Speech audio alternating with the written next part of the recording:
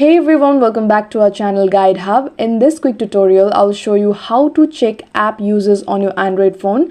Super helpful if you want to track screen time or see which apps you are using the most. So let's get started. First, start by opening the Settings app on your Android device. Now scroll down and tap on Digital Wellbeing and Parental Controls. This feature is built into most modern Android phones. Here you will see a dashboard that shows how much time you have spent on your phone today. Tap on the dashboard to see a detailed breakdown of your app uses, including how many minutes you spent on each app and how many times you opened them. Scroll down and you can see all the details that you need. You can also set app timers to limit users if you're trying to cut back on screen time. And yes, that's how you can quickly check app uses on your Android phone.